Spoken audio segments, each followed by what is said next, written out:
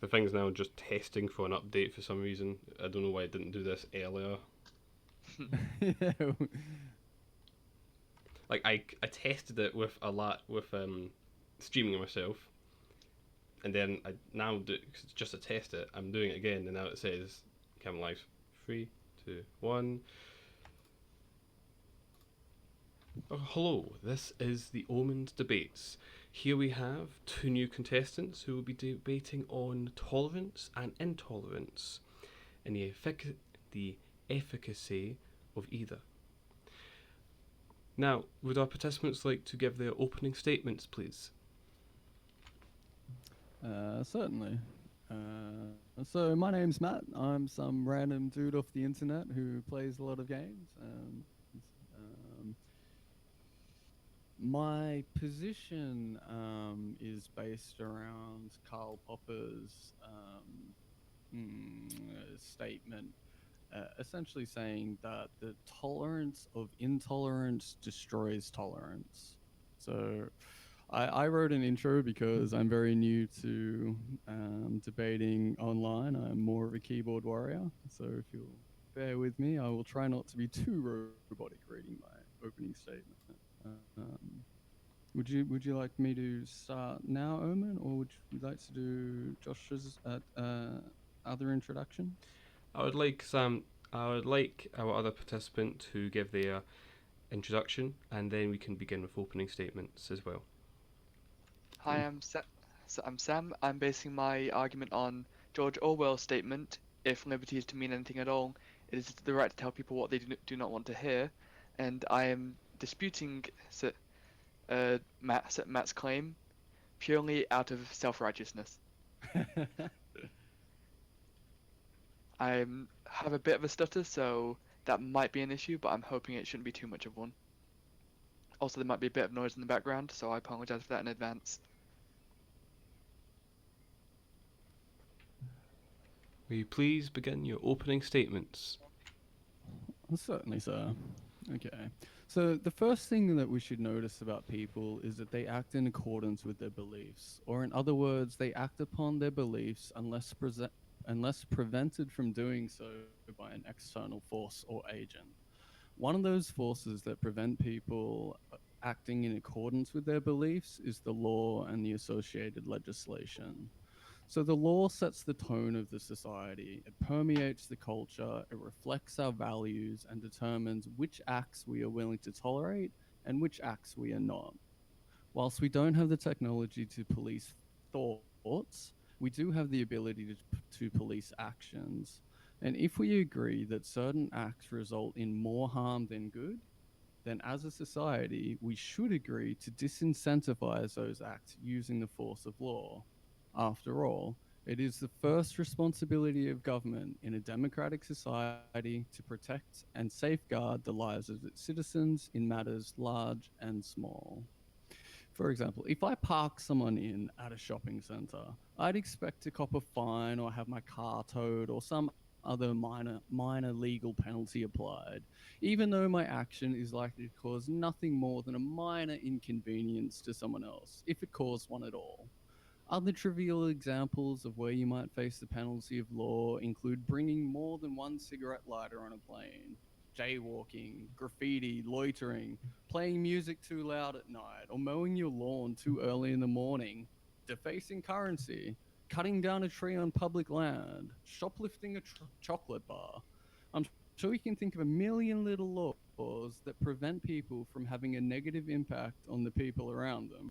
So let's consider what effect intolerant acts have within our society and how they compare in seriousness to the examples I've just given.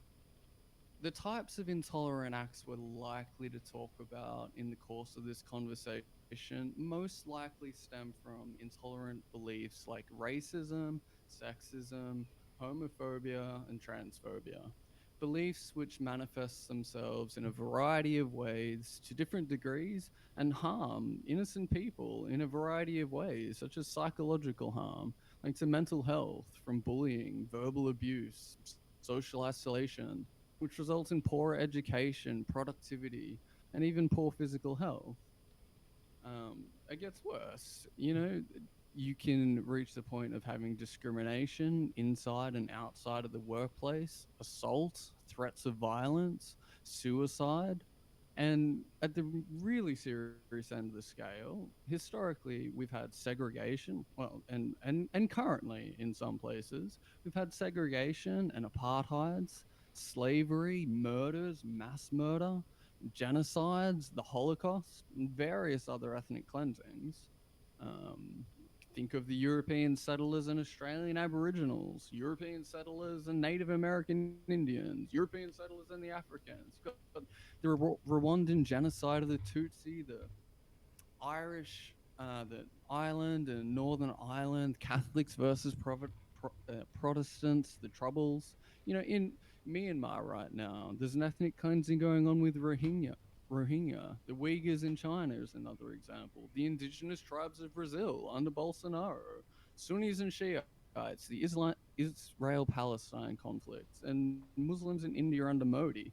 There is no lack of intolerance in the world right now. So, personally, when I think about all of the bad things that come from certain acts of intolerance, if we can impose a fine on someone for littering or smoking in the wrong place or going slightly over the speed limit, surely we can fine someone for acts of intolerance that cause more harm or are likely to cause more harm than making a street a little bit dirtier, creating an unpleasant smell for passers-by, or increasing the risk of a car crash by a fraction. Whilst we want to maximize the freedom citizens have to express themselves and generally live their lives as they see fit, the right to swing their fist ends where somebody else's nose begins. Or, as John Stuart Mill said, the only purpose for which power can be rightfully exercised over any member of a civilized community against their will is to prevent harm to others. So, there are a couple of methods that harm can be prevented. So, I'll talk a little a bit about hard and soft power. You know, legal powers are generally considered a hard power. So, while soft power methods of discouraging bad behavior and encouraging better behavior, like improving education, providing adequate social security, and encouraging discourse and debate, do make a positive contribution, hard power methods are often more effective, expedient, and necessary. For example, it took a civil war and the deaths of hundreds of thousands of Americans to enact laws that outlawed slavery. And afterwards, a lot of people in the Confederate States didn't like or agree with the new laws imposed on them and clung to their beliefs that owning people as slaves was quite literally their God given right. It was only due to the force of law that they were unable to act upon their beliefs without severe penalty.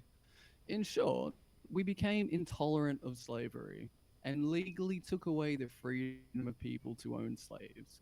And I hope we can agree that the world became a better place because we became more intolerant of the segment of society that believed that slavery was a okay. Karl Popper put it this way: unlimited tolerance must lead to the disappearance of tolerance. If we extend unlimited tolerance even to those who are intolerant, if we are not prepared to defend a tolerant society against the onslaught of the intolerant, then the tolerant will be destroyed and the tolerance with them. Had we not enforced anti slavery law using hard power, the enslavement of millions of innocent black people would have continued for far longer than it did. Yet, even to this day, it's still not clear what the legacy of that period of slavery has had on black people, particularly black Americans.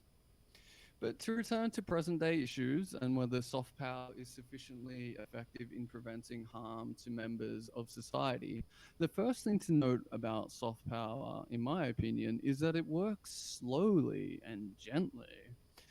And that's a problem, considering more than 34,000 people die by suicide each year, making it the third leading cause of death among 15 to 24-year-olds with lesbian, gay, and bisexual youth attempting suicides up to 4 times more than their heterosexual peers. This higher prevalence of suicidal ideation and overall mental health problems among gay teenagers compared to their heterosexual peers has been attributed to minority stress. And to be clear, minority stress can be described as chronically high levels of stress faced by members of stigmatized minority groups. It is well understood that the causes of minority stress interpersonal prejudice and discrimination. Numerous scientific studies have shown that minority individuals experience a high degree of prejudice, which causes stress responses. For example, high blood pressure and anxiety that accrue over time, eventually leading to poor mental and physical health. Now, do we really want to be arguing over whether it's tolerable for someone to bully a trans person or a gay person or anyone else for that matter to the point of suicide centuries from now? We've been arguing over, for example, the claims of various religions for millennia. And after all, resulting in and even in doing so, all it's resulted in is thousands of denominations, numerous religious conflicts and wars, despite the fact that science and reason, discourse and debate has debunked most religious claims centuries ago. Indeed, the majority of the world today remains religious. And whilst we can't force people to adopt our values or beliefs or accept our arguments, we can enforce laws. And whilst no one is suggesting we outlaw religion, we've continuously added laws that prevent acts recommended by a religion, such as human and animal sacrifice, slavery, female genital mutilation, incest, forced marriage, marriage, the murder and mistreatment of homosexual people, which I might add is an intolerant attitude that has been propagated and spread for at least 3,000 years, and to this day results in homosexual people being targeted far more frequently than their heterosexual peers, and results in, as I mentioned, a much higher suicide rate. So we need laws to protect people from intolerant acts because the issue we're faced with is that people cling to their beliefs in spite of extremely strong arguments against them. Are we so arrogant as to think that we can talk white nationalists and religious fundamentalists out of forming groups, disseminating propaganda, and indoctrinating their children, knowing full well that the cost of doing so will almost undoubtedly result in harm to other people in our society? How many youth suicides are we prepared to accept in the name of tolerating intolerance? How much bullying and harassment should we tolerate as a society? How much suffering and lost productivity are we prepared to be responsible for due to mental illness? How many hospitalizations from assaults and battery and stabbings? How many horrific murders and mass murders? How much blood are we prepared to let pour through our fingers whilst we're busy trying to talk everyone in society into behaving the way we'd like them to? Would it not be far quicker, far simpler, and far more effective to nip the transmission of these beliefs in the bud? We just had a mass murder in Christchurch. I'm Australian, so that's my practically my backyard. They were targeting innocent Muslims. I read the shooter's manifesto. It was extremely eloquent. He was educated and had clearly considered all of the arguments against his beliefs. Yet he continued to believe what he was doing was the right thing and acted in accordance with those beliefs.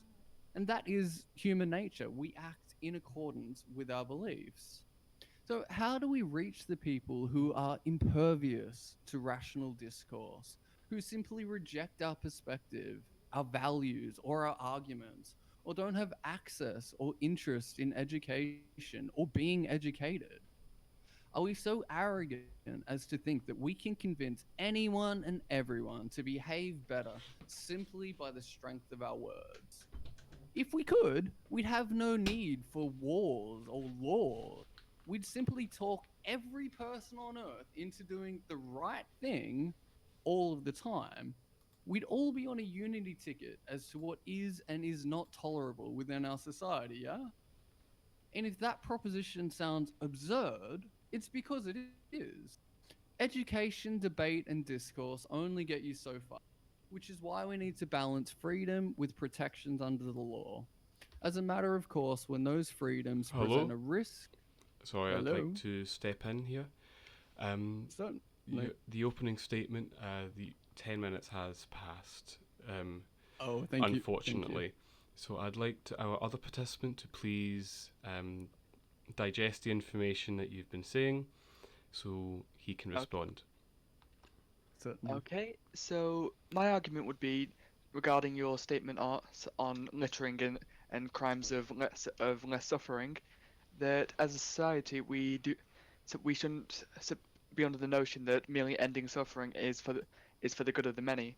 We live in one of the most like most people nowadays live a higher standard of living than kids would live in the Middle Ages. Yet suicide rates have never been higher.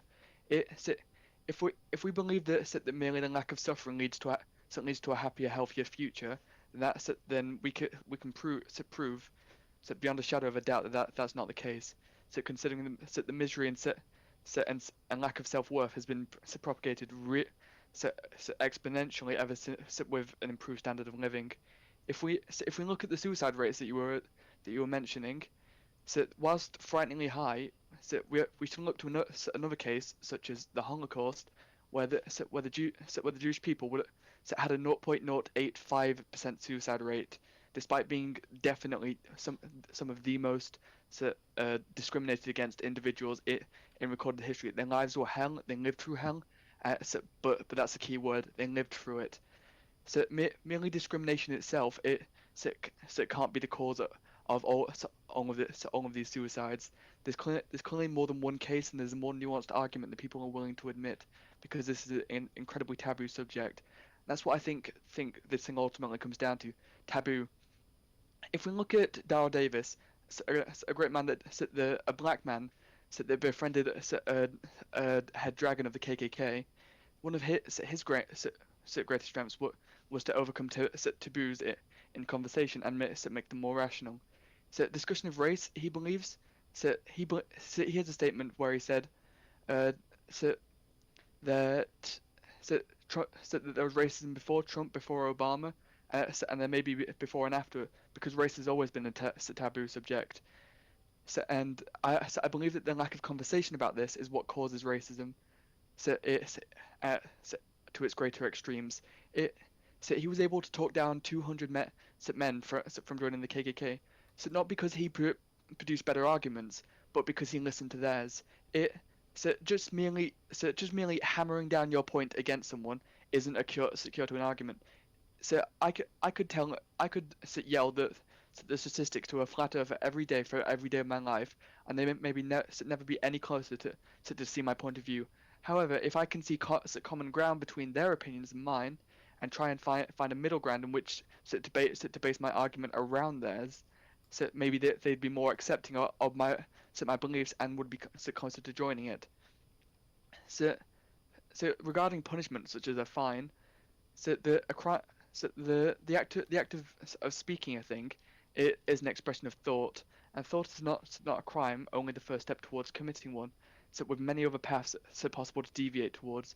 So to arrest someone or fine them for doing such an act, claiming it to be verbal littering or something else, is a disgrace, because it would be a preemptive strike. And as we've seen through history with such acts as the Vietnamese War, preemptive strikes more often than not lead to much worse situations than those they're trying to enforce. If we use hard power to stop every social issue, we may win the battle, but not the war. So it's much better to try and take a slow but righteous step than 100 in one day that just ends up with you falling over yourself. Not Martin Luther King, Abraham Lincoln, he so, wanted a peaceful solution to the Civil War, and if given the right chance through better conversation, perhaps he could have achieved it. And maybe the whole subject of slavery could have been more clearly established.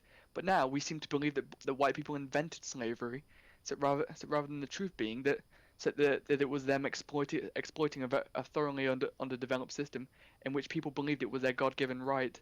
Well, I don't know how to say that in terms of tribalistic beliefs, because they have so many different diverging beliefs. But they believed it was their right as winners of war, to host and sell slaves. Whereas the Europeans that came over there decided that they would monopolize on this and create an entire market, exponentially ruining, exponentially causing so much more damage than before.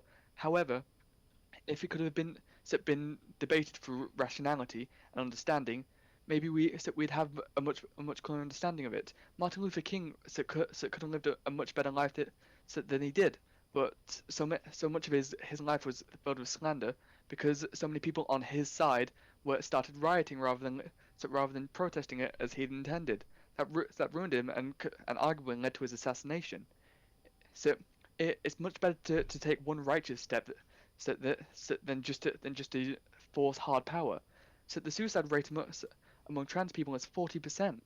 So that's ridiculous. We can't just presume that oh it's just the amount of hatred we see. But from what I've seen, it's somehow we're in a society where it's braver to come out as against trans rights than for it because of the amount of harassment you receive over it.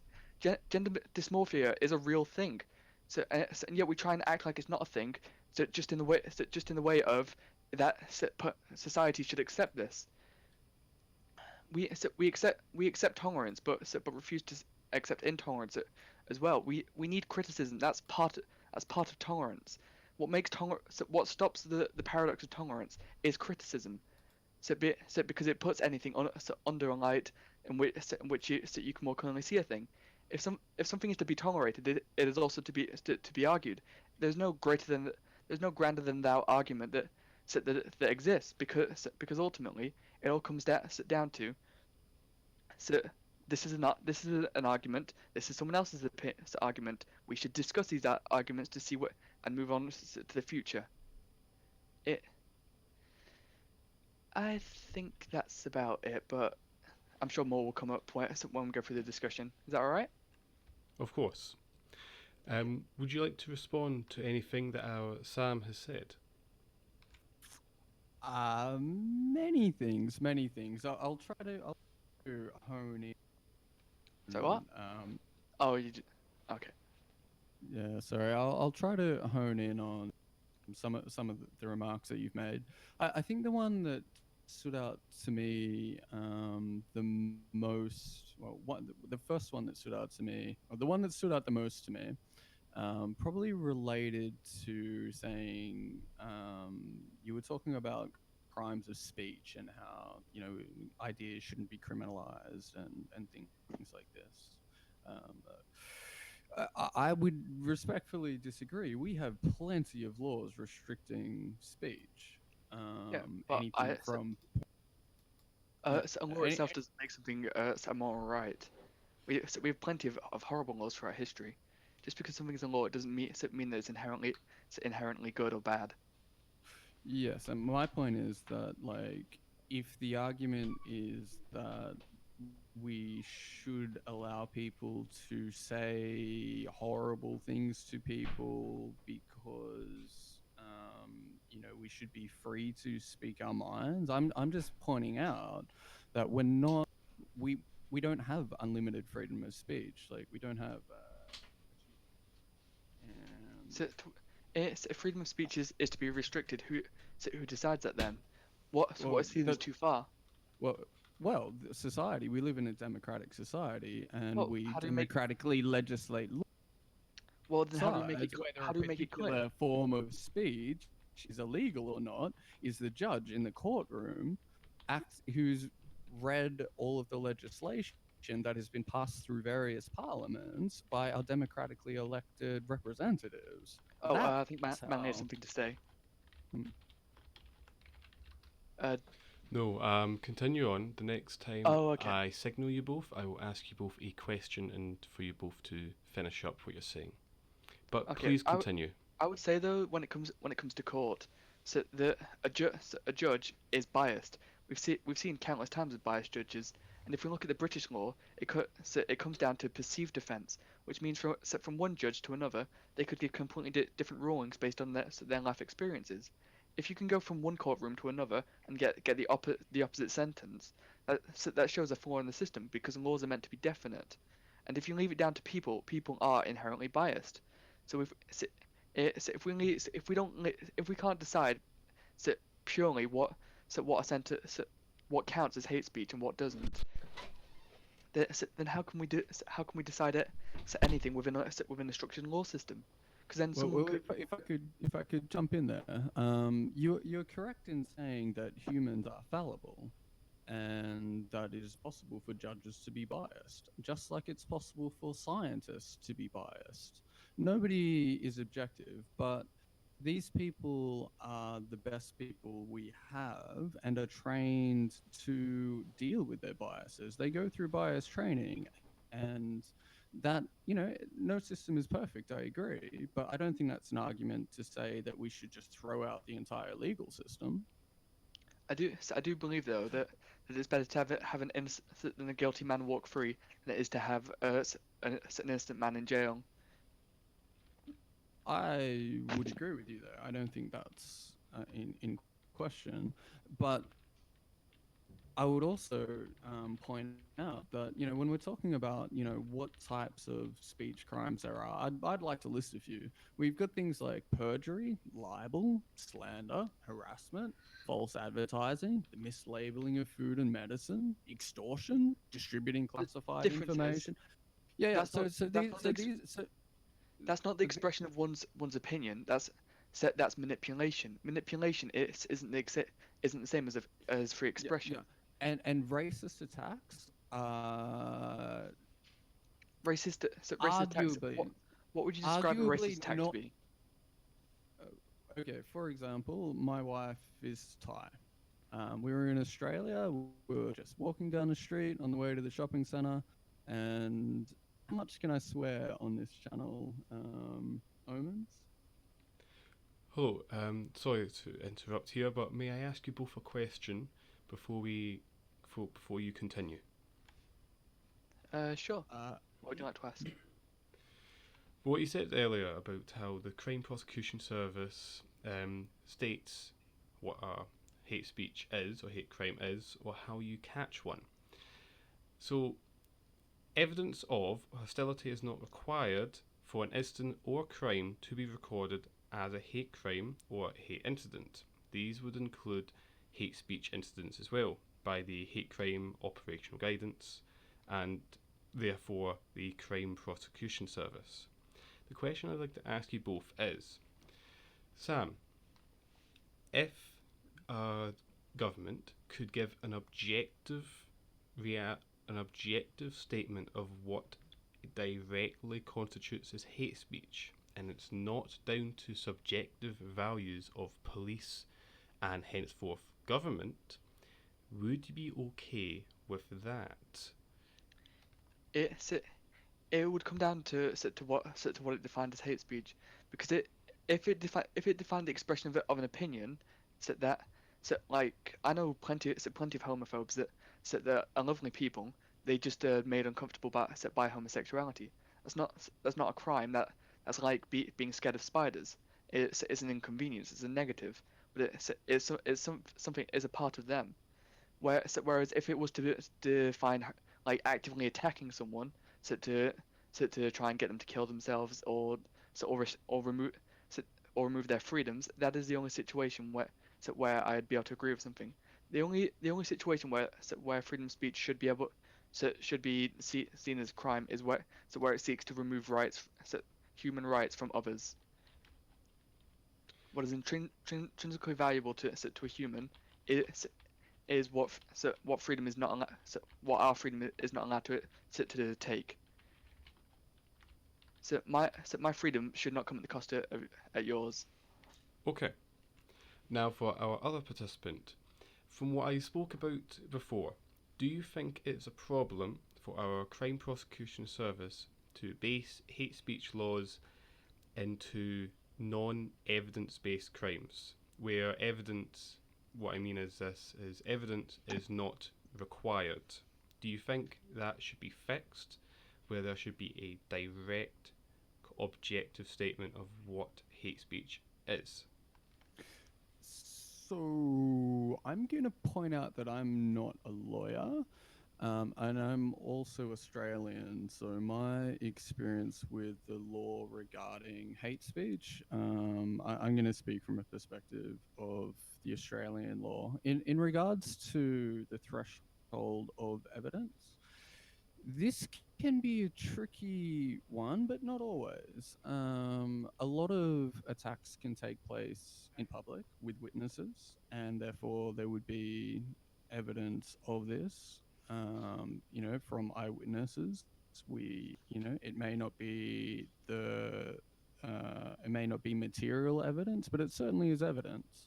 In Australia, I should note that our Racial Discrimination Act prohibits any conduct which offends, humiliates, intimidates, insults, or ridicules another person on the basis of attributes including race, sexual orientation, religion, gender, identity, and disability.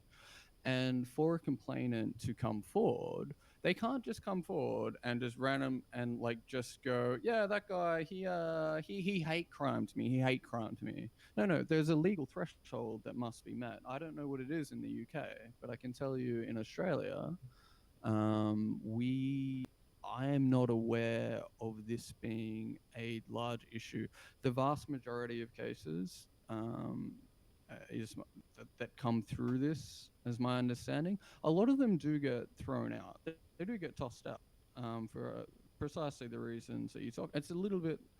I'm probably going to go off on a little bit of a tangent here, but just like it's very difficult to prosecute historical sex crimes, it can be very difficult to prosecute hate speech crimes. But that isn't to say that we shouldn't try or that we shouldn't have them. Okay, thank you both for your statements, and you both can continue on with what you were talking about earlier. Okay. Hmm. Uh, I I'd believe make the you were argument talking. that push. I'd make set the argument here that when it comes to trying to like set a racist opinion or maybe one that seeks to put the end to certain individuals, I'd say that punishment isn't the solution, because if I just say, if in the court, so the only argument I can make to an individual is I'm right, you're wrong, take your fine. So that's not going to convince them that to look in, so to take an into perspective and look at them and go, maybe I've done something wrong. That's gonna make them think, wow, this society hates me. So I'm not going to present myself this way. I'm going to foster my ideas until I can change it. So uh, a big thing is so these individuals seem to take from Gandhi is be the change you want to see in the world. So they have a tendency to fester their ideas, and keep it away from society until they're ready to cause a huge change. So it so if we implement punishment for wrong opinions, that is inherently saying we don't want to hear your ideas, go away. But they don't want to give up their ideas. well, So their solution will be just to find people who do, and make it a big enough force that they can't be stopped.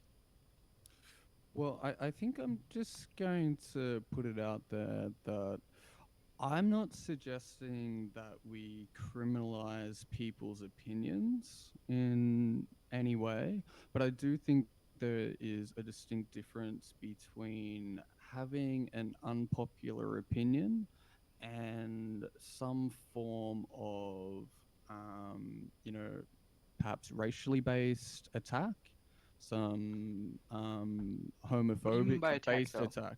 What do I mean by attack? So I was asking before what language I can use here. So I'm assuming that I'm gonna bleep myself, but I was in the middle of an anecdote.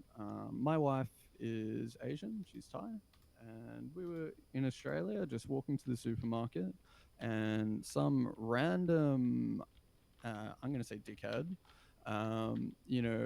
calls out and goes, go back to your effing country, you stupid slant-eyed slut. All right. Now, that's not an opinion.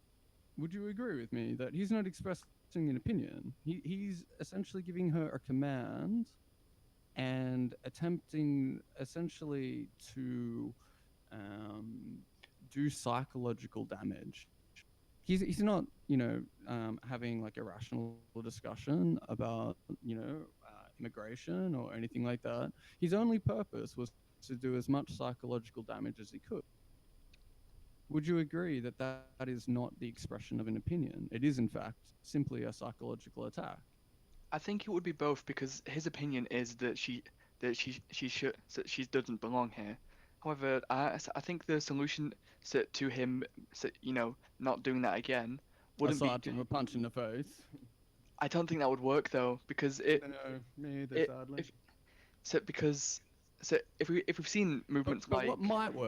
might work, is having some recourse to justice, because I can't go and like go up to this fellow and go, "Hey, buddy, like you said some really terrible things to my wife. Perhaps we can talk about this," because he's probably going to punch me in the face I'd say the or solution. stab me or shoot me. I'd say Right. the solution to this.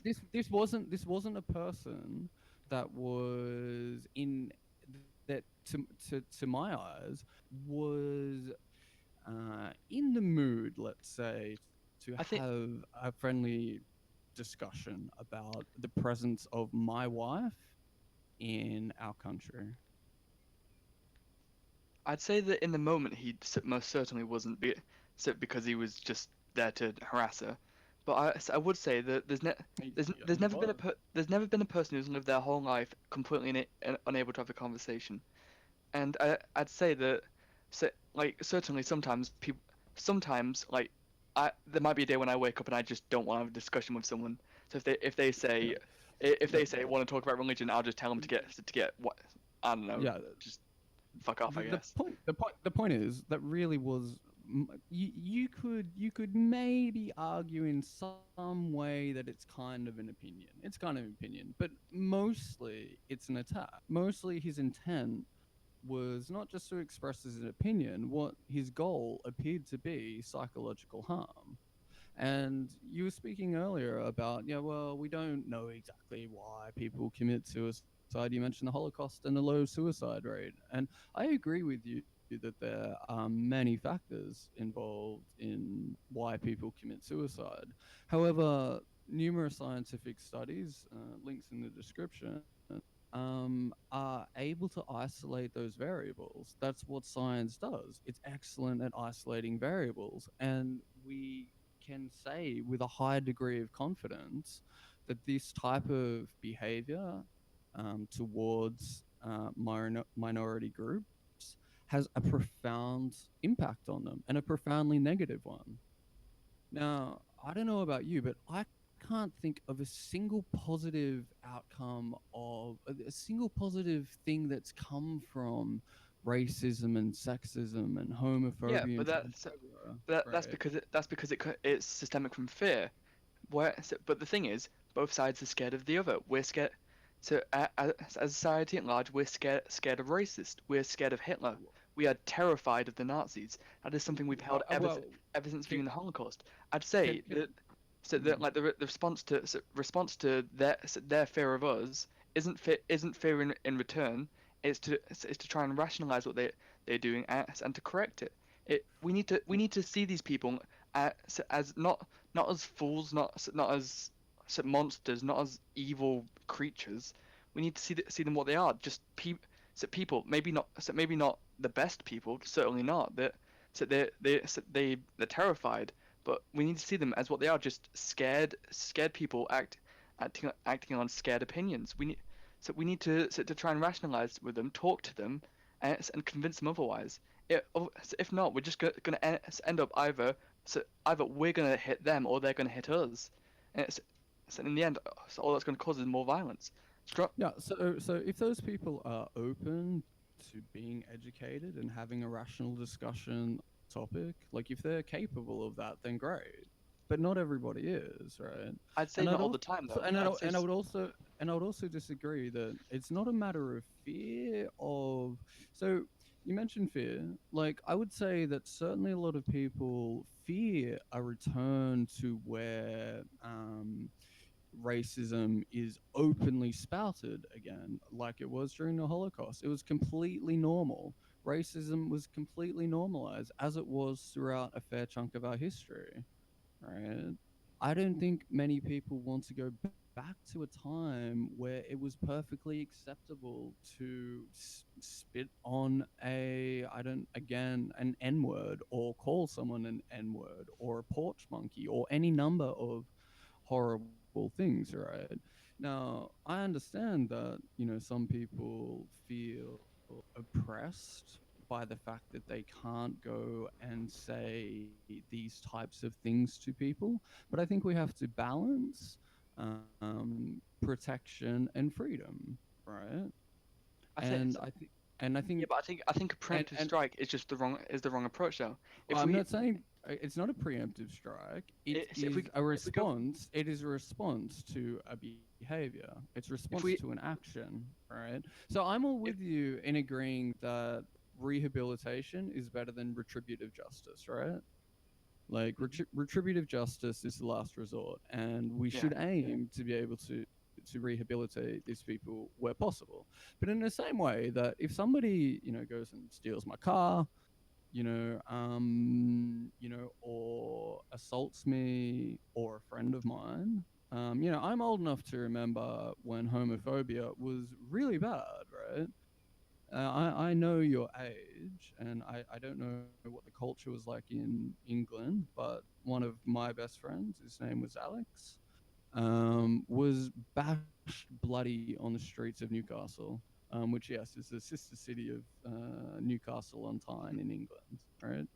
So he was bashed for being gay. Some guy heard his accent, called him a fag, pushed him up against the wall, smashed his head into it, dragged him to the ground, punched him in the face, kicked him in the guts, and walked off. Now, this is not a thing that's normal in Australia anymore, and that's partly because we implemented a whole bunch of laws because this situation got out of control. And what the effect those laws had was to change the tone of society and change the culture. And it also gave people like my friend Alex a recourse to justice. Now, not to hammer the point home too much, but I believe it was that year, it may have been the year after, that he committed suicide. I lost my best friend, and a lot of that, to my mind, was because of the homophobia he was experiencing, not just from random people in society, not just the violence that he faced, but from his own family. His mother was deeply Christian. You know, if you got her in a room, like, I would give you all the money I have if you could talk her out of treating her son like the fag that she thought he was, who, it was just a terrible situation for him, and one that he was psychologically unable to deal with. I so I don't think that anyone can just walk into a room and convince someone to not hold a view No, that but so that they have. But I think no, Sorry, but we could could take them to I'm court. going We to could butt take in them to here. court. yeah. What? Sorry. I know that was a thing you wanted to jump in there for. However, I'd like it if Sam would finish up what he was about to do for his reply, and then you respond to that reply. Just Okay, so now. my reply would be rehabilitation is an incredibly slow and arduous process. So so going back to Daryl Davis, the Grand Dragon that he convinced to leave the KKK, it took him years before he'd even do it. However, the whole thing started with a conversation. They so like there's a CNN report where the CNN reporters hated this man because he's part of the KKK, and so the conversation ended with the Grand Dragon. I don't remember his name, but he referred to them as, he said, this black man has more of my respect than any of you white N-word, because the it was so Daryl Davis had shown so much compassion towards this person that he knew he hated. And the Grand Dragon, despite knowing, well, thinking he knew that, knowing that that this man was inferior to him in every way, could see that. People recognize love and affection when they see it. Just as we have the primal urge to fear something, we also have a primal urge to recognize the opposite. We can recognize a friend and a foe. If we're slow and patient and and arduous enough, and see these people for people, eventually they can't live every day of their life not being able to debate. Everyone lives their life arguing. We live our lives discussing and improving. So, uh, so, Science is just that. We learn from yesterday to take a small step for tomorrow. So the the process at which by law gets in should not be a thing unless it applies to all races. We Protection of minorities is good as long as it extends out to the majority. Otherwise you leave room for the risk of just the tables being flipped. In job centers, a big complaint is that for that I've seen recently is a lot of people are under the interpretation that because minorities are considered protected class, but the majority isn't, they seem to have a preferential treatment in these job centres. So, unlike their white counterparts, which are in the same class. I'd say we need to, if we're going to implement laws to protect people, we need to protect all people, or none at all. Outside of that, the only way we can protect individuals is through social understanding. If we so we have to teach people as a society, not force it. We can't force it. We have to teach them as a society what is right and what is wrong, and then let them enforce social rule. So speech is entirely social, so it should have entirely social consequence. It so if it's an extension to break the law, that's a different matter. But that would come down to the law they are attempting to break.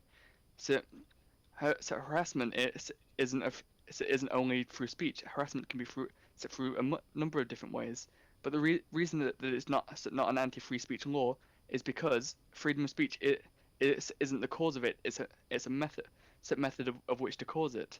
So we need to create laws that don't restrict speech, leave it to the society to judge who is worthy of what social consequence. That's why if I walk into a shop calling everyone if I just call everyone fat and just start dry humping into the air, everyone's gonna think he's a bit of a twat.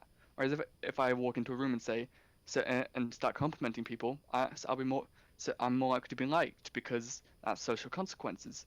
So social law and the law of the land are entirely separate and should be kept entirely separate. Which is why there shouldn't be laws on freedom of speech. However, we should encourage people to be tolerant, even of those we disapprove of. In schools, we only teach people 5 opinions. We don't teach them to think themselves, which is why I think there's so much intolerance. If we don't teach people to learn and understand people, even those that seem so disgusting and vile, we'll never learn to truly love someone, because otherwise we'll just recognize people as just an enemy. If they fall out of bounds from what we've been taught. Anyway, Manly, you want? Matt, I would like you to respond, and after that, I will ask you both a question. Okay, so there's a lot to break down in that. I think you started off speaking about the Grand Wizard of the Grand Dragon, whoever he may be, of the KKK.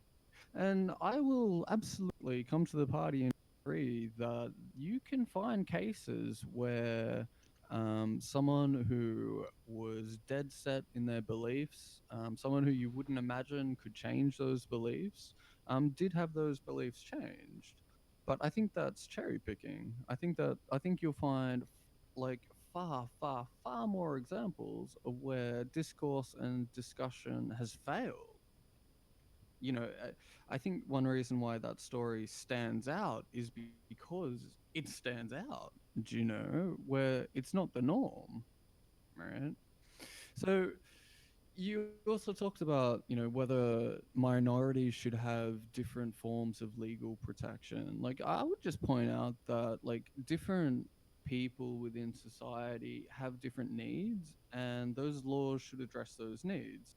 For example, children have different needs than adults, and it's why we have specific laws to prevent yeah, for example, the sexual abuse of children is treated differently because those children are more vulnerable,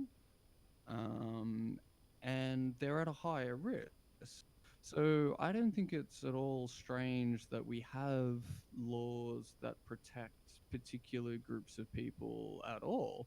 In fact, I think it's entirely necessary that we do have laws to protect not only children, but minorities, including, homosexual, trans people, people of different races, people of different religions. And the reason is because they're more often targeted, they're more vulnerable, they need those protections where the majority do not. Now, if the tables ever flipped, where we got to the point where they were no longer a minority, where they were no longer so vulnerable, where you had gone around and talked everybody in the world into your way of thinking, however long that might take, then I would agree with you. Those laws would become obsolete and we'd probably repeal them.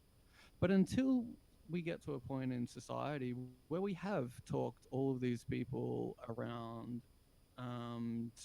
into agreeing with us that it's not okay to psychologically harm the people around them, and to contribute to mental illness and suicide rates and depression and productivity and being a burden on the healthcare system and all of the horrible things that go along with, the types of behaviors that stem from intolerance.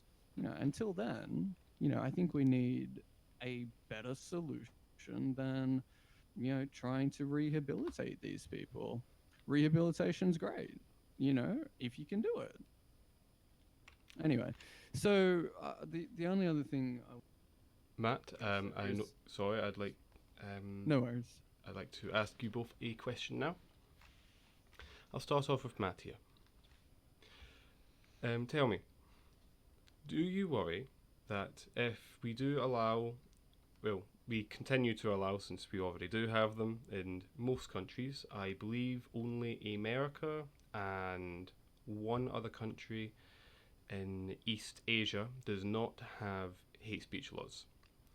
Do you worry that by continuing to allow hate speech laws and imprisoning or fining people who commit these crimes, will that radicalise themselves if they decide to only speak to those who agree with them, therefore limiting the amount of chance they'll actually be arrested, since they'll only speak to those who don't does not want them arrested? Sure. So there's this notion that I've heard that, you'll just drive this problem underground and the wound will fester and they'll pop up and spring up and, it'll be, post apocalyptic. I just completely reject that notion out of hand myself. I think it's fairly obvious that, for example, should we allow pedophiles to form groups and, openly, recruit people into their groups, hold weekly meetings, talk about kids in the way that you can imagine pedophiles talking about kids, trying to encourage people to do that. Is that really what we want? And you can extend that analogy to racists and homophobes, KKK, white nationalists, the whole deal. We obviously want to drive them underground. We don't want them out in the light, spreading their propaganda. That's the last thing we want. Would we want people on the streets spreading jihad? I would say that no, whilst most people are going to ignore them, a certain percentage of people are going to hear their message. And by hear their message, I mean go, that makes a lot of sense. Because you have to remember that a lot of the arguments these people are making are quite sophisticated. They've had a long time to think about it. They've got a great story to tell, and they're very compelling. They can convince people. You've got to remember that not everyone has the intellectual skills or the education to combat the arguments that these people are making. So no, the short answer is I'm not worried about suppressing these people. I think suppressing these ideas is best for everybody.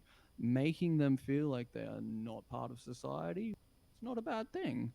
I'm not scared. I'm more scared of them openly forming groups and openly spreading their agenda than I am of um, turning the light out on them, as it were. Thank you. Sam, are you still here with us? Yes, Sam. Good. I'd like to ask you, and then I will ask you both a question. Sam, in present of what he talked about in his opening statement in terms of harm, do you think or don't you think that by imprisoning or fining people, allowing incentives for people to hold off on their opinions, do you think minority status folk, in terms of race, sexuality, orientation, gender, do you think you could limit the harm by imprisoning or fining such criminals, we'll say? I don't think it would work.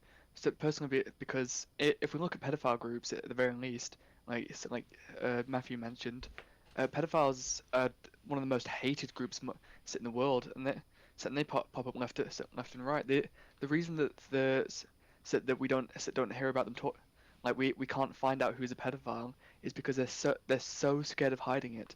They don't even seek therapy anymore. They're absolutely terrified. They there's a couple groups so quite a few of them hide on Discord.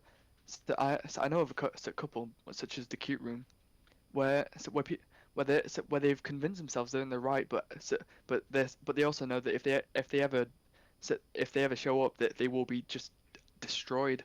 They're entirely unable to debate with someone because they don't want to admit anything they're doing, because they think that if they do, they'll just be cut down, because they're so sure that no one could ever understand them like they understand themselves. That but they also but that just leads them to still commit their crimes, but they just do it whilst hiding now.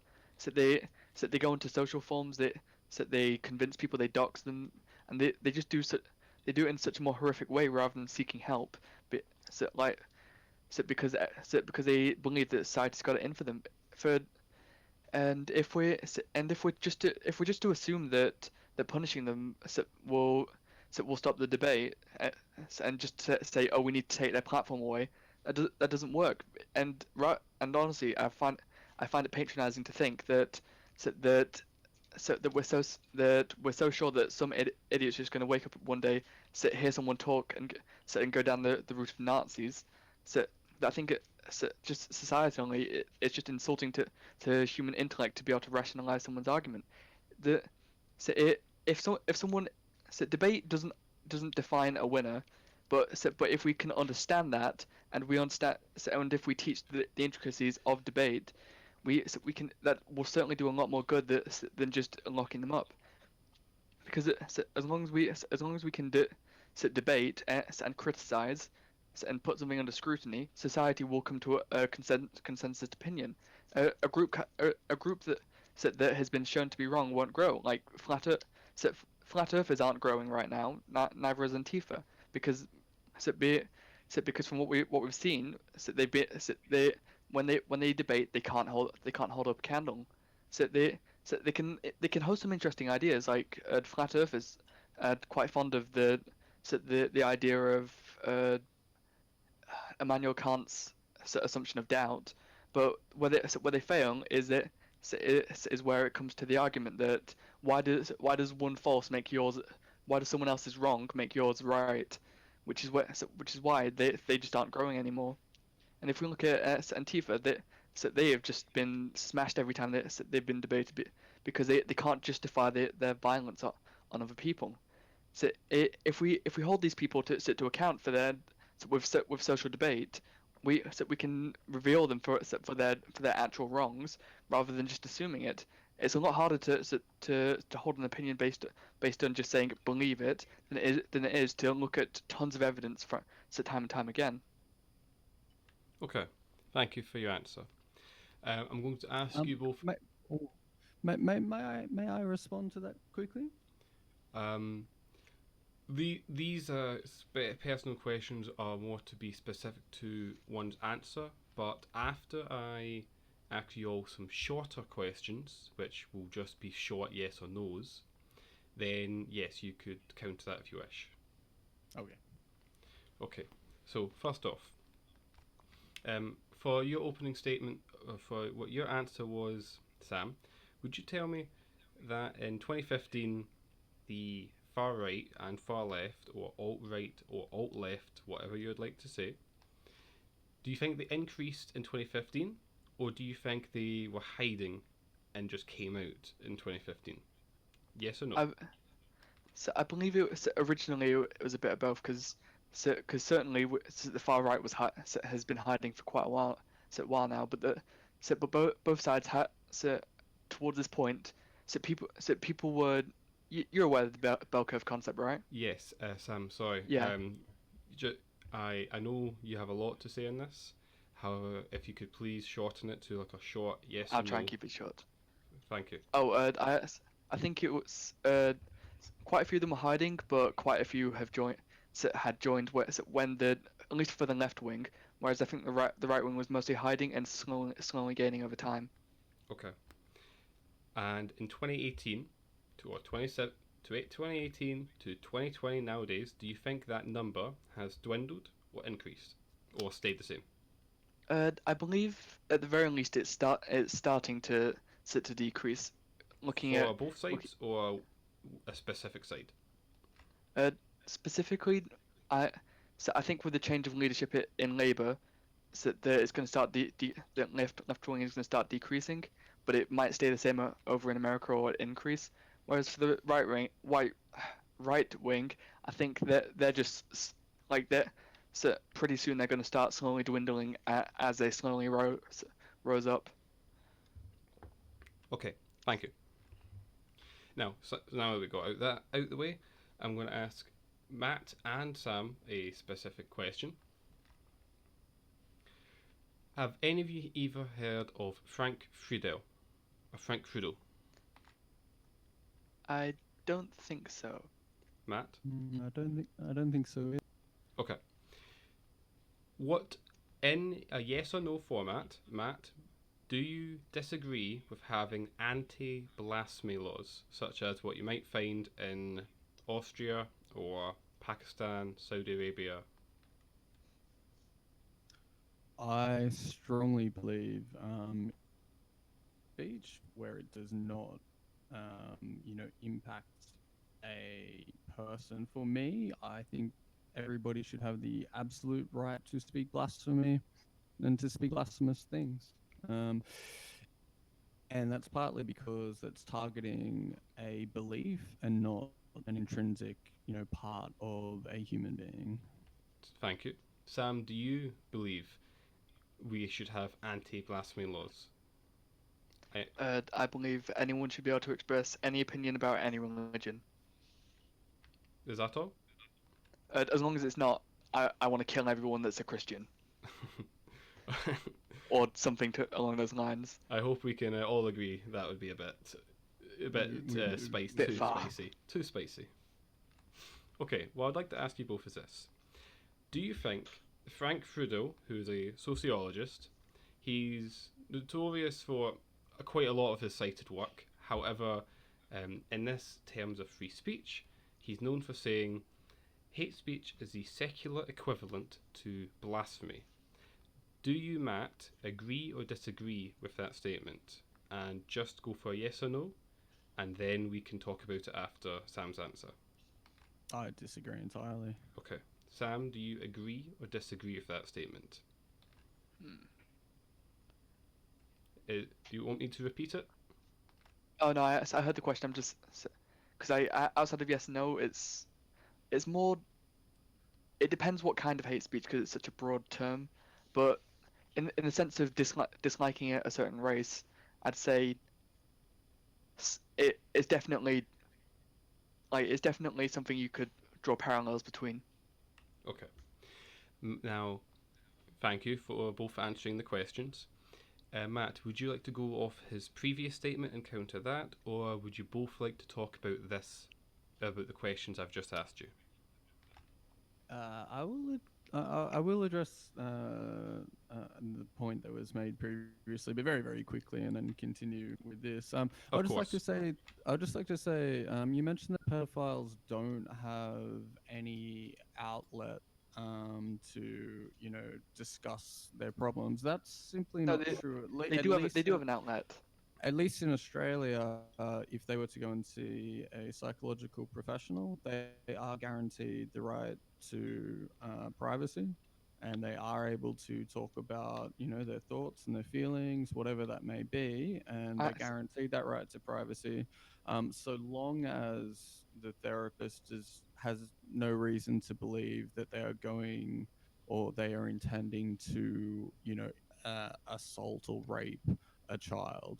But as long as the therapist is confident that this person is not on the verge of raping some child, they have the right to privacy in a clinical setting. That's all I I wanted understand that, but to bring up. but the argument is they just don't because they so because either a lack of understanding of that rule or believing that somehow it'd get Well, out anyway. well, you might need to cite some source for that, because I should imagine that a lot of pedophiles or people who maybe have never assaulted a child but have, I don't know, call it pedophilic ideation, like you have suicidal ideation, and presumably there is a curve, right, where someone is thinking about doing something, then that I can't really speak to the mind of a pedophile, but presumably there is a spectrum, right, where you have like a hardcore pedophile does not give a shit about the law or their victim, and then you've got the other end where perhaps they were sexually abused and have certain thoughts and feelings about sex with children that make them uncomfortable. So I think I just wanted to point out that yeah, I think it's important, perhaps to any pedophile listening, they can actually go for help or to check whether they can get help, because I think we both agree that rehabilitation, where it can work, is extremely important. It's always better to get someone back than to lose someone. Yeah, where it's possible, where it's possible. Thank you. Now, Samden, would you like to counter that statement he has just made, or would you like to continue on with the questions I asked earlier? Hmm. I I think that hmm, so I think we should probably move on. So I'm So just trying to remember the for questions. Matt's question, I asked him, does he think, as he answered, um, Well, I want to say, yeah, I remember. So about the question on sending racist and hateful people to jail, right? So you stated that we should lock them up so no one can hear their opinions, right? That's a very simplified version of what you said, but so I If guess my if you're saying that's what I said, that's a complete straw man. But sorry my your point was as far so your one of your main points was that we can't risk people listening to someone else's opinion, so we should punish them and make sure they're deplatformed, right? no, no, no, no, no. I made a very I was very careful to make the distinction between what is an opinion, say from someone like Douglas Murray has some I think it was Douglas Murray, has some fairly unpopular opinions, right? I'm not suggesting we throw him in jail because his opinion is unpopular. And same goes for, say, Jordan Peterson. I'm not suggesting that, just because who frankly under Canadian law was putting himself at risk of being in jail due to was it Bill C-16, right? Where if he was intentionally misgendering a transgender student of his, where he is in a position of power and abusing that position of power to intentionally psychologically harm one of his students, I'm completely comfortable with the idea of him going to jail. But Jordan Oh, so Peterson, but Jordan Peterson jumping up and saying, "Oh, look, I think this, I think that, that trans women are men," whilst I think that is extremely objectionable. It's wrong by definition, and is likely to give rise to a lot of hatred towards trans people, and like just hatred from his fan base directed, which has been, uh, monumental. That there is a line, and the line is not just opinion. There is a certain legal threshold in Australia that must be crossed, and just saying if you accidentally misgender a trans person, you're not going to jail. If you're in a position of power and you are intimidating, harassing, and misgendering someone because of the fact that they are transgender, then yeah, you might wind up with a fine or a jail sentence. Yeah, and it, I'm comfortable with that. well, I'd argue back to that statement. Well, question instead. Uh, let's say I didn't believe that women were actually women, and I didn't refer to them by their preferred pronouns. Should that Mhm. be an arrestable offence? It depends on the Or circumstance. so So it goes like this: like if you so did it if I by if I if you did it by accident one oh time, no, it's not no it's not an problem. accident. Hold on. It's not an accident. Okay. Sorry, sorry. So I'm not doing it to hurt them, but it goes against my beliefs that so I believe that they're not so they're not a woman. So I if intend so I mm, don't go out of my way to use the incorrect gender, but I will in conversation not call the so basically I won't go you're a man, you're a man, you're a man, but I might say uh hello sir, so because I don't believe that they're a woman. Would that be an illegal offense? yeah, if it rose to the level of harassment, particularly if you were in a No, position of power over them, I'm not. um, Let's say that nothing to do with power or harassment, but so well, it can be I'm in, harassment. Like I'm if they asked you to, let's take trans out of the equation. If you're if you had a son and they were at school and your teacher, and say your son's a bit effeminate, and your teacher kept calling your son, whose actual name is Sam, kept referring to him as Sally and her and she, and he came home crying every yeah, but day, would like this is the the same difference there would that thing. the difference there would be that's not so she's not holding the opinion that he is a boy, whereas let's say I was talking to someone else, I would be holding the opinion that definitely that person is a Yeah, man. yeah, So but but that so the consequence is the same. Now, it tends yeah, to be but but the I tend to intention be is completely different. So yes, but if I tend to think that the consequences are more important than the intent. I'd And argue instead that intent matters, but the consequences are more important.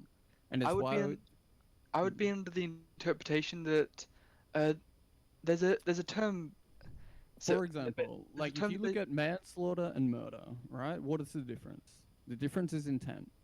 But either way, you're going to jail for a long time yeah, because but of the there are consequences they're situations serious. so there are situations where they go it's an accident you're free to go Yeah, and that that's not manslaughter. That's yeah not but they would manslaughter. yeah but if I've tripped over so on let's say a banana for comedic effect Mm, and and I hit a woman and they go in and they fall into a train for Tom and Jerry effect mhm, uh yeah, There So was no. there is a chance that that wouldn't be labeled as manslaughter because my intention was never to kill them or cause any harm. But Correct. by definition that would still be manslaughter, but I could still not receive a prison sentence because people would be Correct. like it could have happened to any of us. So Correct.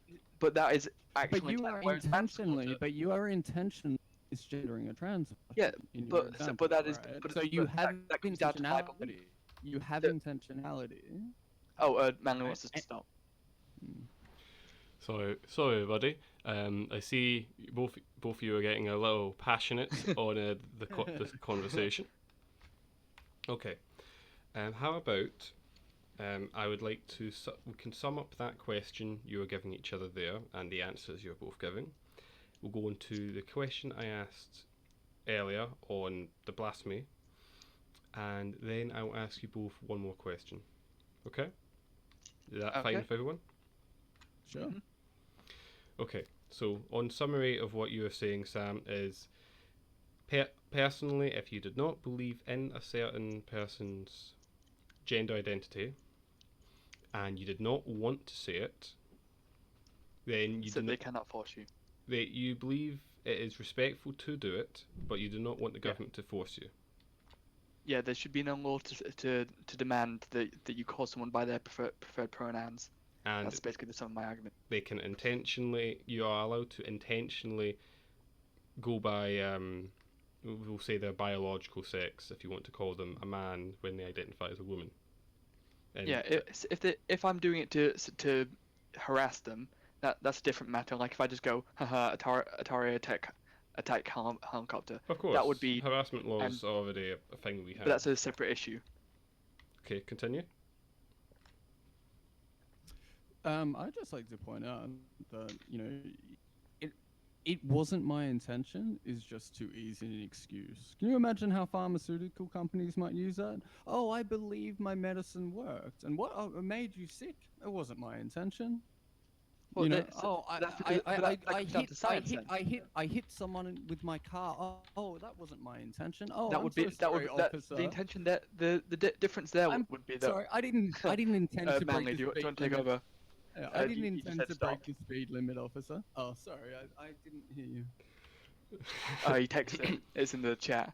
Sorry, Oh, it's in the chat. Oh, I'm not looking at the chat. Sorry. it's okay, it's okay. Matt, your summary of the Yes. position would be someone in a position of power, so we'll say you use Jordan Peterson as an example. Jordan Peterson did say he was against the bill as he did not want the country to force him, in his own words, to identify someone as their trans identity. He Which said it never did, by the way. hmm he said he would do it if given the question, but he wouldn't do it by law.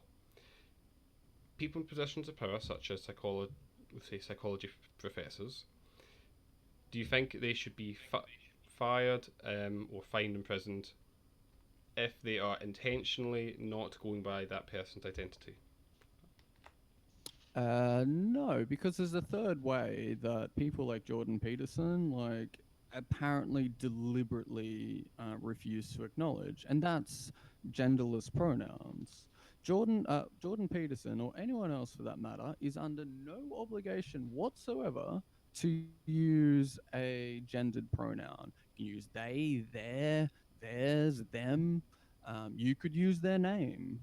So when Jordan Peterson says, "Oh, the government is trying to force me to use this particular pronoun," no.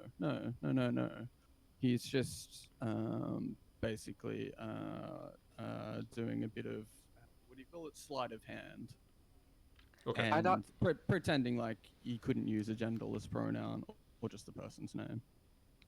I'd argue that whilst there's still options that could lead to the fact that I'm restricted from saying certain pronouns, so it is still inherently anti-freedom of speech because it's not he's not arguing that genderless pronouns like he doesn't have any options other than what they say.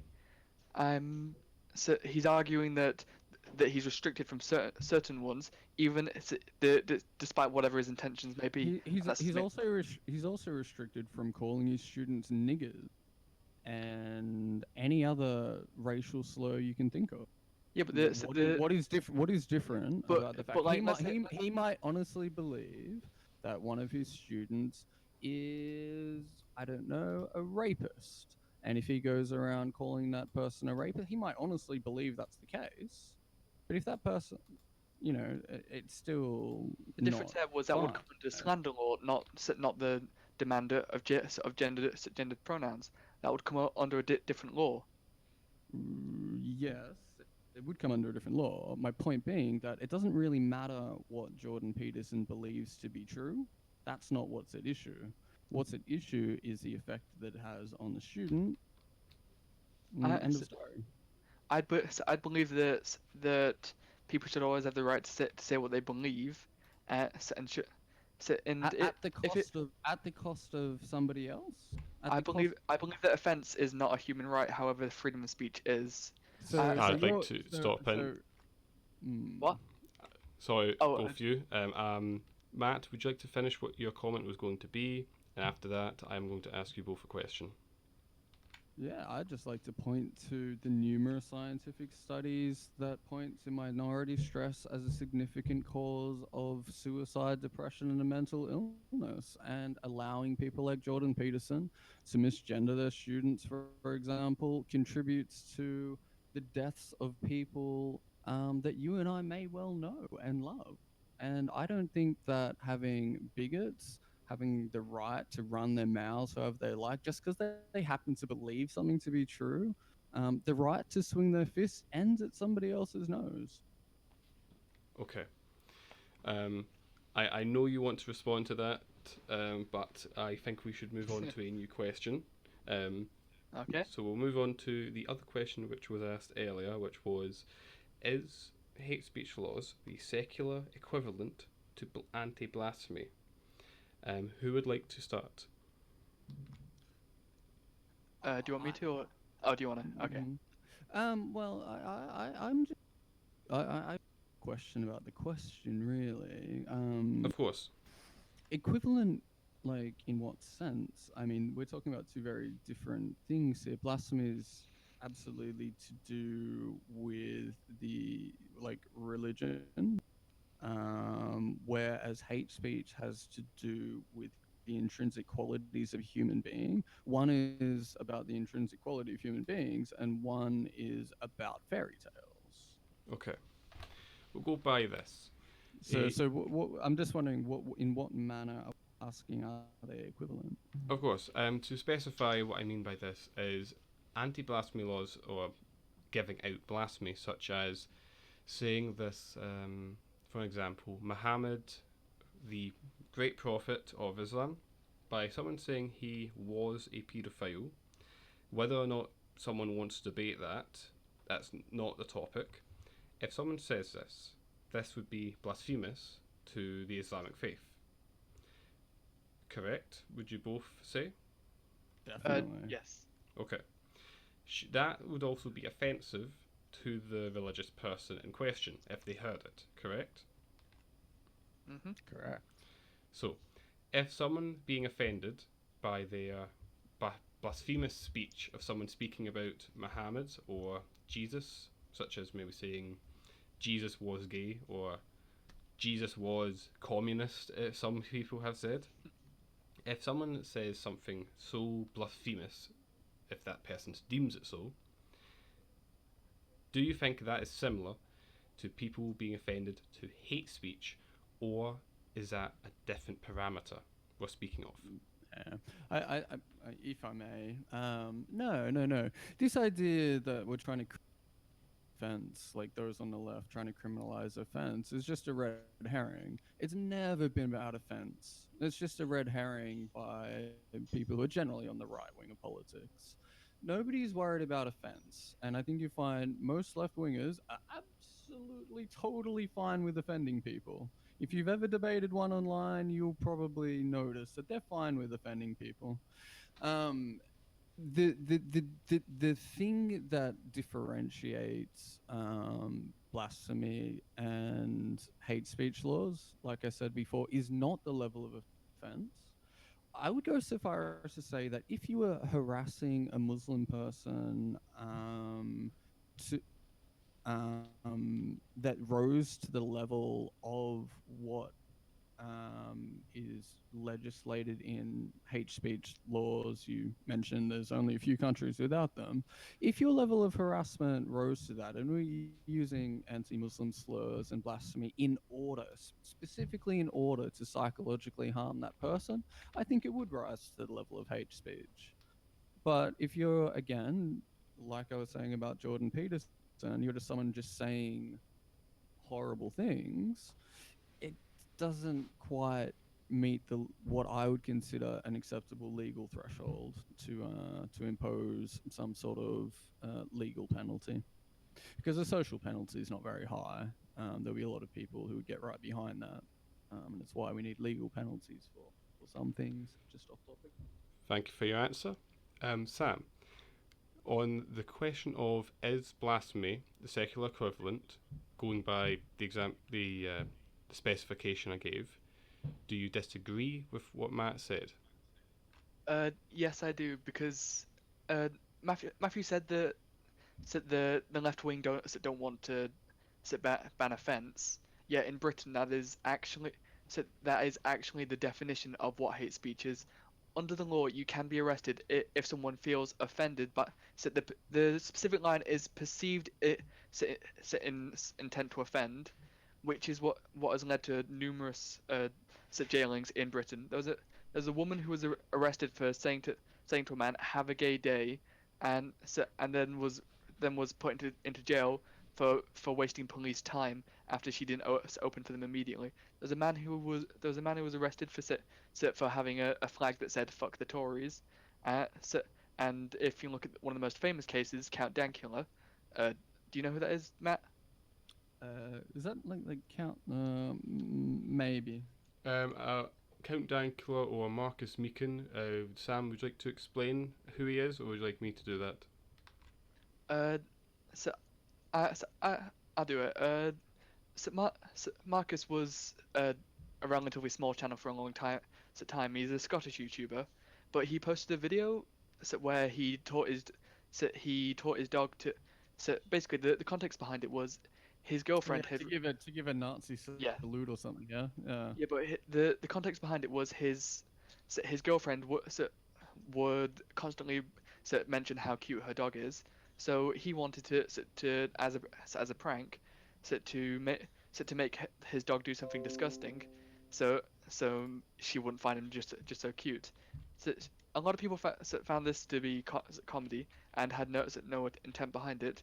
However, he was imprisoned for a brief period and fined £800 after a long, intensive trial that has slandered him and, set by his account, made him completely unable to find work. I'd say Seems fair to me. I would highly disagree with that purely because offense should never be illegal. Uh, Well, here's the thing. Here's the thing. There are a lot of people probably very sensitive to an issue like that. Like anyone who had lived through the Holocaust or families who'd lived through the Holocaust, for you, it's just a distasteful joke, right? It doesn't affect you in any particular way. You might even find that funny, right? But there's a lot of people that could trigger all sorts of relatively severe psychological issues for. However, I'd argue back then because that's a social consequence, it should be left to social justice. Well, it's not just I a social I don't consequence, it can be a medical consequence. I don't believe that unless it was provable that he was attacking that individual, that that it should that it should be a legal consequence because offense it's throughout history has never been like beyond blasphemy laws. Yeah, and this is It has why I not say been. that it's yeah, this is why I say it's a complete red herring. Like the left and in general, and these people and the people who think that that certain things should not be said. It's not about offense; it's about harm. It's usually about Yeah, but that psychological comes through harm. offense. It's certainly like some things are offensive, right? And nobody's trying to ban, I don't know, um, I don't know. There are plenty of things that are offensive that nobody's trying to ban. But there is this one particular spectrum of activities, like intolerant things, offensive things that certainly can be offensive, but often rise beyond offensive into tangible harm to other members of society. The point All is, right. it is an option to view a video that was labeled not Nazi put your dog's a Nazi mate. So there is no Dankula, Marcus wasn't forcing anyone to watch his video. So Dankula. it was Um, it was clearly it was so like it was clearly labeled what it was meant to be. It wasn't yeah, tricking people by saying friendly songs for kids. yeah, yeah. So he intended that to be funny, and but a lot of Holocaust survivors wouldn't, and that may very well trigger things like post-traumatic stress disorder, and that's basically the upshot. However, that's not If he sent that to his girlfriend in private, I would say probably no problem, right?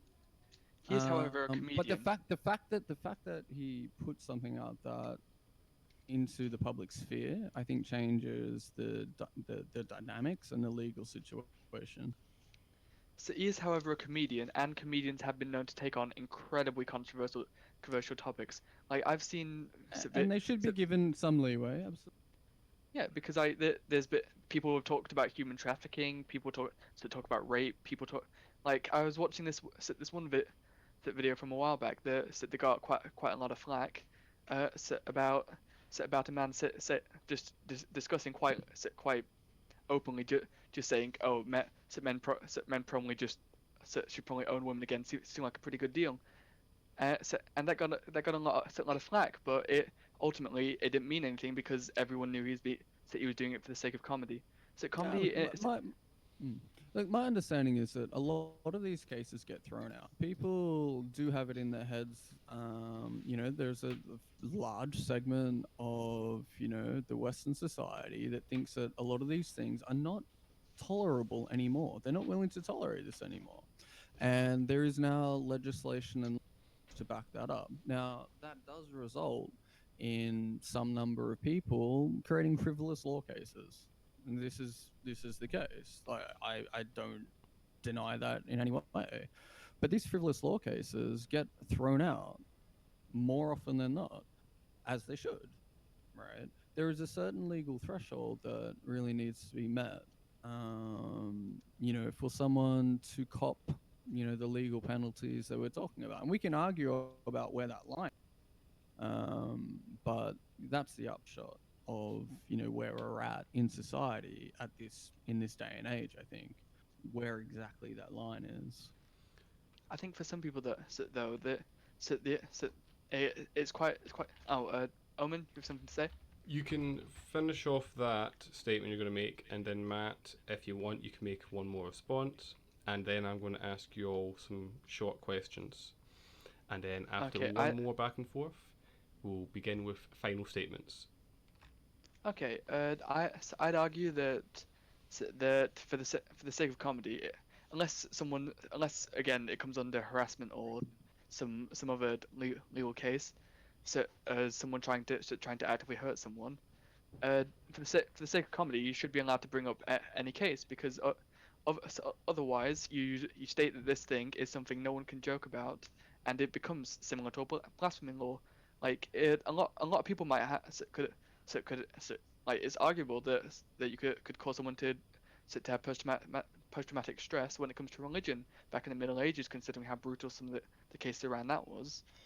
But we still joke about it nowadays, even like we joke about priests diddling kids because so, because it happened, but we view it as something that happened in the past. So we make jokes about it. We view it as something that can be joked about. We joke about 9/11. We do that all the time. So many comedians do that, but because we've internalized that and decided this is something that can be funny.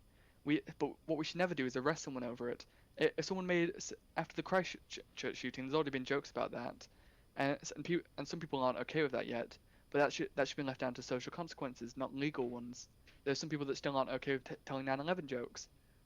So we don't imprison people that tell 9/11 jokes. So, And, so jokes are. um, You want to say something?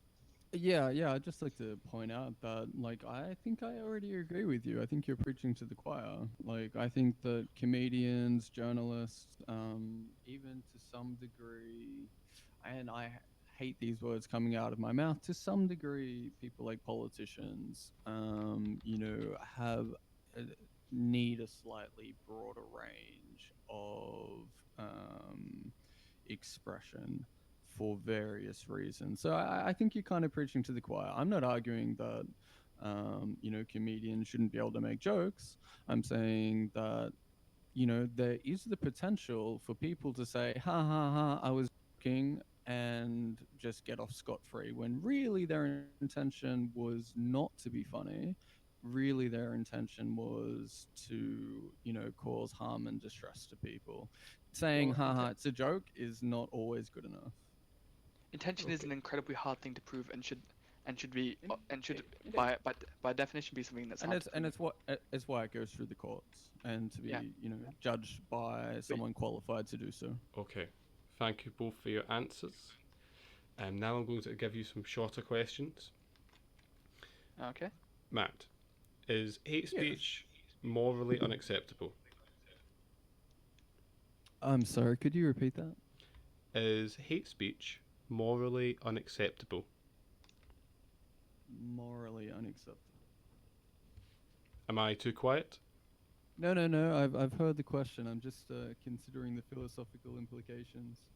Um, Without doubt, avoiding hate speech is a moral virtue. Is it a moral obligation? Mm. I would say that we've pretty much reached the point in society where it is very much becoming a moral obligation, and a legal one. Yeah. Okay. Sam, is hate speech morally unacceptable? I'd say the hate speech is it's definitely not a good thing, but I wouldn't say it's entirely unacceptable because expressing your hatred for something can lead to to a to you growing as an individual. I'd say acting To upon someone, not something, to someone. I'd say that acting upon hateful views, such as assaulting someone for their race, is morally unacceptable. However, I'd say as long as you're open-minded about it, it's something that you can use to learn from to better yourself as a person. It absolutely shouldn't be a legal requirement, legally unacceptable either, though. Okay, So, thank you for your answer.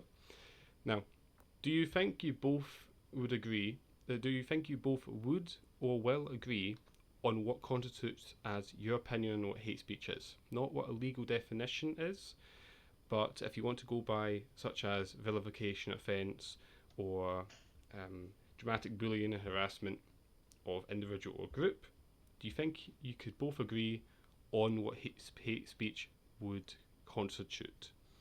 Yes or I no? think the only I think the part that where we disagree with is the effect offense has in the matter, because I'm under the opinion that offense doesn't play into hate speech as much, whereas Matthew, correct me if I'm wrong, you seem to be you're under the opinion that the offense and what comes beyond it can define something as hate speech. Yes.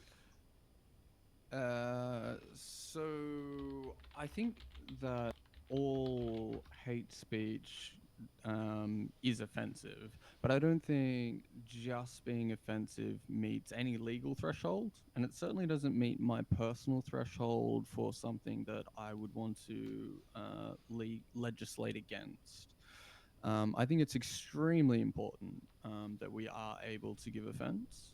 I am fucking offensive very fucking often, and I hold that value dearly. But I also balance that against the fact that I have a question for Sam, if that's okay. And the question basically goes: do you think that psychological harm can be equally as bad as physical harm? Uh, I believe that psychological harm is worse than physical harm, but however, I believe that intention comes before consequence.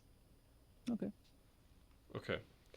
Now, let's go over what you both might think is hate speech. Matt, you said you think there's some things not legislated in that you would want legislated in hate speech laws. Do you have one example you would like to give? Uh, Quick off the Uh, top of your head? uh, I don't think I said that, and it's a little bit tricky because looking at different jurisdictions or legal jurisdictions in Australia, like I'm pretty happy with our current hate speech legislations. I don't know how it is like in depth in the UK, so I won't speak to that. All I can really say about the Australian law is that it seems to strike a fairly good balance between protection and freedom, and I think that's what we all should be striving for. Okay, thank you. Sam, Matt, do you think it is? I would just want yes or no's, please, for all of these questions I'm going to give both of you. Do you think saying that transgender people have a mental disorder is hate speech? Under your opinions. I'd say no, but I don't fully agree with it. You don't need to Mm. agree or disagree with the statement. Oh, It's so just no, whether it's or not not hate you speech. think it is hate speech. Matt, do you I think don't that's consider hate that to be speech? hate speech. Okay.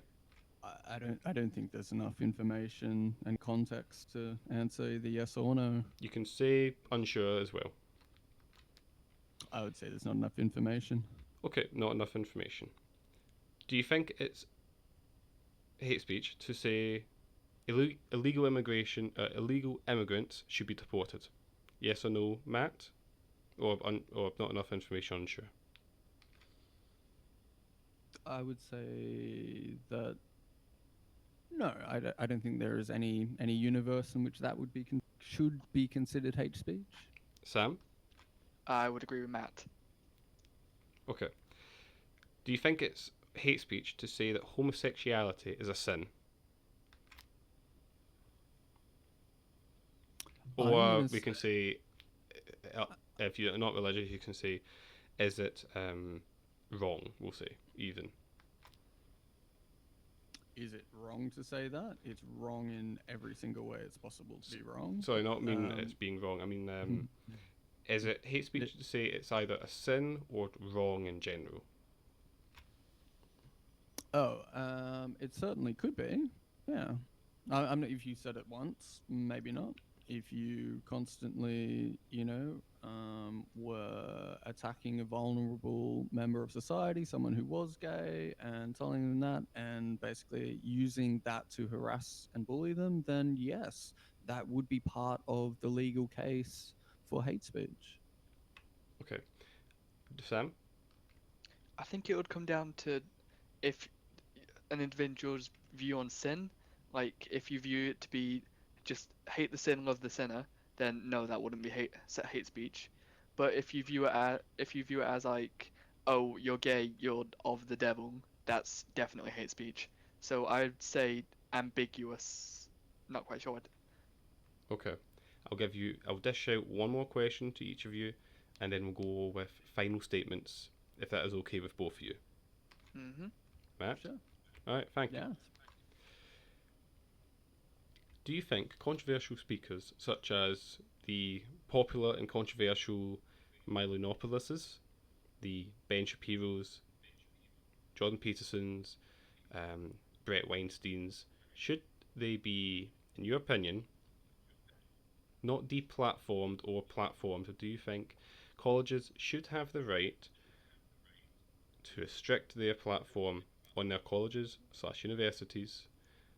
And do you think news outlets is not censoring their opinions by also not inviting them or allowing them on their show? You can stick with colleges and universities if you wish. Sam, you first? I believe that would come down to the empty room fallacy, which is a pretty new one, which basically describes that if no one can hear your opinion, then so, then what's the point? What's the point in freedom of speech to begin with? So the whole point of freedom of speech is to express an opinion. So to misrepresent it, to outright refuse to show it, I think to an extent, some people should be allowed to decide who comes onto their stage. But when it comes to when it comes to a learning ground such as a university, they should have an obligation to invite a diverse cast of people. I'm not sure how you could force it though, without being totalitarian. So I'm going to have to say with even if you dislike someone's opinion, you should be morally obligated sit to represent them, sit at least correctly, if not give allow them to express themselves. Okay, thank you. Matt, what do you think? Okay, so first of all, freedom of speech is not that. Freedom of speech is nothing more right not to be persecuted by the government for expressing a political opinion. That's it. Nothing more. People like to glob on lots of other things, but the right that is what the freedom that is the freedom you have to not be persecuted by the government for expressing political opinion. However, in specifically in regards to Milo Yiannopoulos and people and whether about platforming in universities, yes, absolutely should absolutely have the right to decide how their students' time is spent and on what. The students themselves should have some say in who's invited onto their campus or not. In the case of Milo Yiannopoulos, he was not allowed into Australia. His visa was revoked on character grounds because of the horrible racism that was directed at Leslie. What's her name? The Ghostbusters lady. Ghostbuster. Yeah, this like Milo is completely free to go up to whoever he wants on the street, say whatever he likes to, within the bounds of the law. He's not owed a platform. He doesn't have a right to a platform. So yeah, that's what I'd say. He has, a platform is a privilege, and he lost his. Okay, thank you both for your answers. Sam, would you like to give a final statement along with Matt here? Which one of you would like to go first? uh, would you like me to start this time? Generally, I think you get the last word, seeing as I started. Fair This Up to enough. will you. Up to you, though. this will be Uh, not I'll flip anyone a will coin on it. no one will Heads or tails? heads or tails, Matt. Oh, tails. Okay. Okay. Now Tails. when no I guess you go one first. when no one when everyone gives their final statement, there will be no reply to it. This is your final thoughts, and this will just be your final statement on your opinions. Okay? Okay. Begin. Am I beginning? Yeah, it was tails. Okay, then let me begin. So I think one thing that surprised me was you admitting that psychological harm can be as bad as physical harm. That's not something I expected to hear, given the general rhetoric surrounding this subject. But I would completely agree that psychological harm is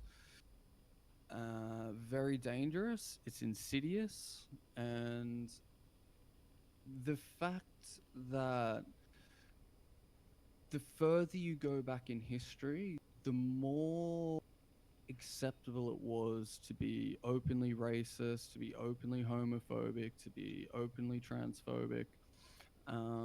There wasn't less racism, there weren't less assaults, there weren't less murders. We've tightened up, our laws. We have restricted certain modes and forms of speech in order to protect the most vulnerable, some of the most vulnerable people in our society. And I can understand that some people will feel restricted by that. I would also suggest that those people are generally probably not very nice people, you know? And if I was to be brutally honest about my feelings, I would say that the right for someone to express something harmful does not outweigh the right for someone to be free from that harm. Um, That's what I've got to say on the subject. Thank you for your statement. Sam, would you like to give your final statement? And then Uh, we'll start finishing up.